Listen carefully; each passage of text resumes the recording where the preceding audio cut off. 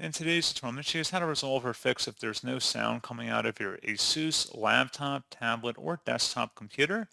So this should hopefully be a pretty straightforward process here, guys. And without further ado, let's go ahead and jump straight into it. So all you have to do is select the sound icon down your system tray, make sure it's turned up, as well as if you have external speakers, make sure they're turned on and turned up as well. And then you can also open up the search menu and type in settings if you're still having a problem. And then you would select system on the left panel and then sound over here on the right. And then you can run the audio troubleshooter down here, just selecting the output device troubleshooter. And that's all you have to do.